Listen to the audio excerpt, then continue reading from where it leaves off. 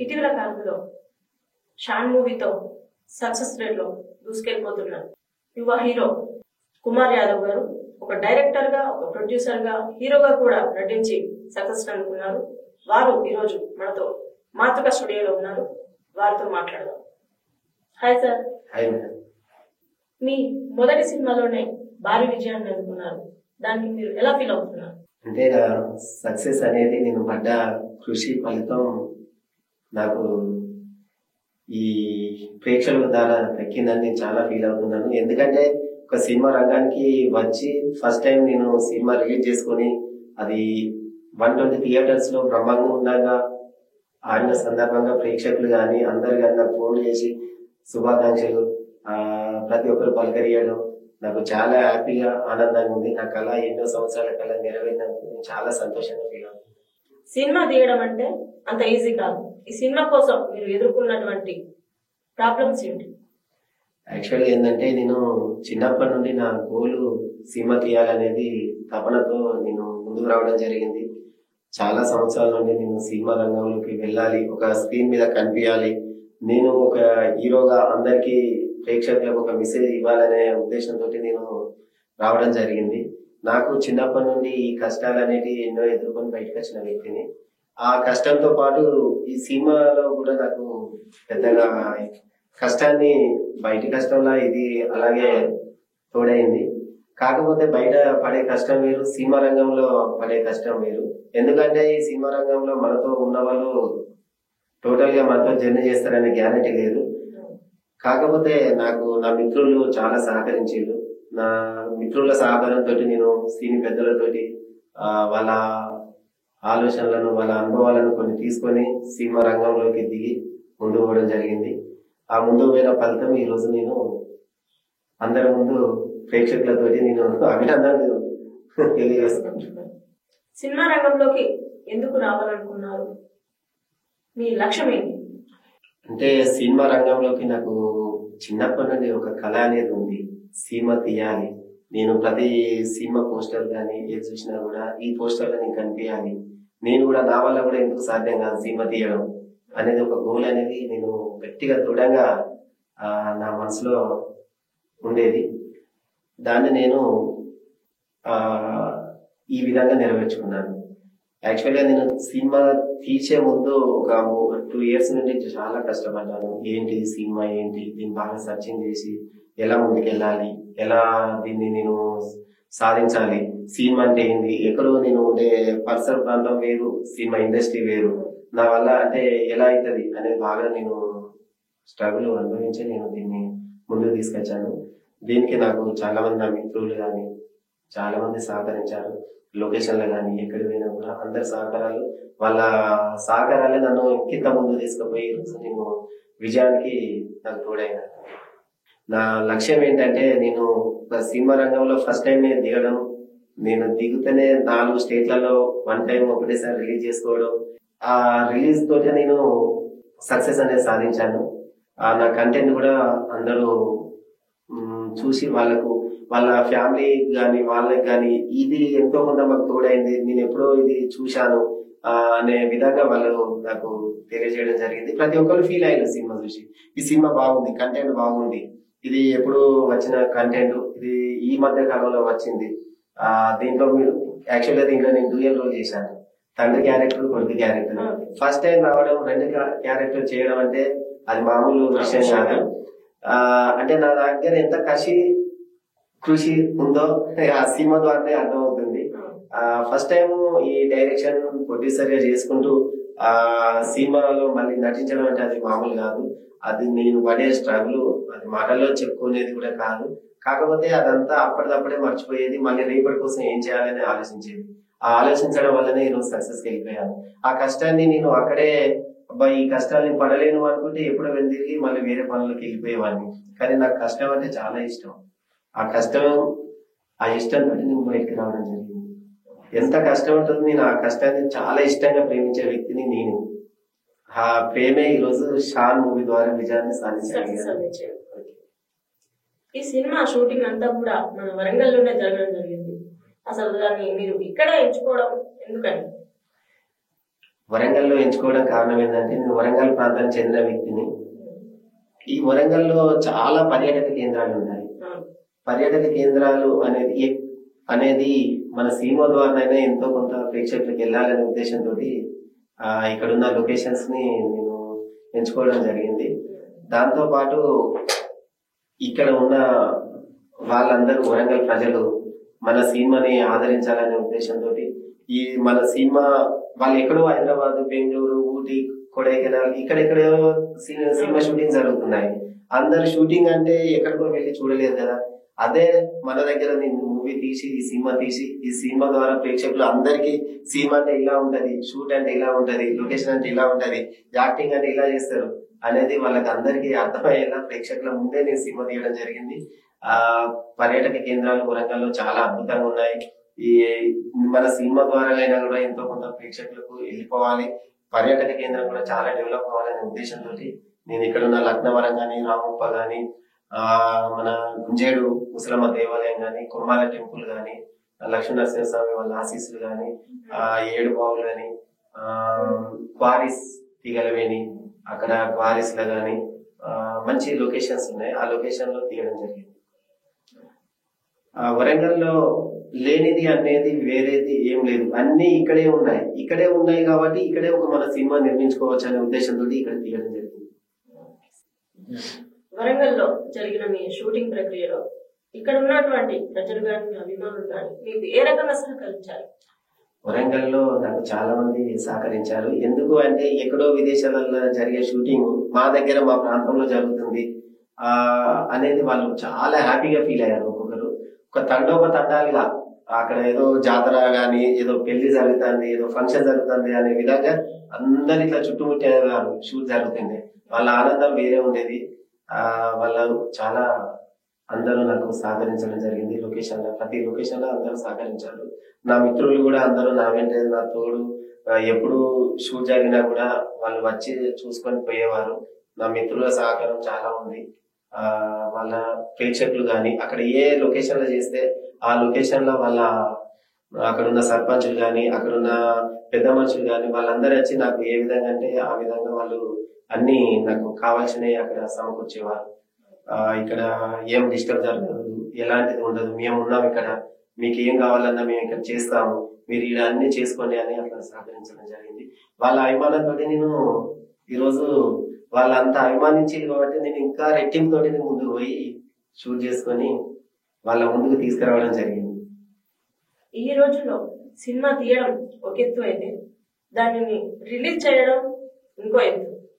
దీనికి గాను మీరు ఏ విధమైనటువంటి పరిణామాలను ఎదుర్కొన్నారు? అంటే సినిమా తీయడం ఒక ఎత్తు అన్నప్పుడే సినిమా తీయడమే చాలా కష్టంతో తీశాను. ఇక కష్టాన్ని ఎలాగైనా రిలీజ్ చేయాలనే ఒక తపన ఉంటది కాబట్టి దాన్ని చాలా రిలీజ్ కూడా కష్టపడ్డాను. ఆ రిలీజ్ కు కష్టపడుతుంటే సినీ పెద్దల సహకారం కూడా నాకు లభించింది. వాళ్ళు ఎక్కడికి పోయినా కూడా ఫస్ట్ టైం వచ్చిండు, సినిమా తానే అన్యాయం చేసుకున్నాడు, దీన్ని ముందుకు తీసుకుపోవాలి అనేది నాకు సినీ పెద్దల సహకారం కూడా చాలా లభించింది. ఎవరైనా కూడా నాకు ఫాస్ట్ గానే వర్క్ చేశారు.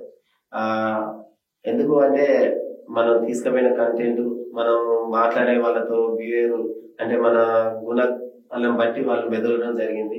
మనం వాళ్ళ దగ్గర పోయిన తర్వాత ఇతను అరే మా మనిషి లాగా, నా మనిషి అన్నట్టు వాళ్ళు రిసీవ్ చేసుకోవడం, ఎక్కడ థియేటర్ అడిగినా అక్కడ నాకు ఇవ్వడం, అవన్నీ జరిగినాయి. వాళ్ళ సహకారంతో నేను ముందుకు రావడం జరిగింది.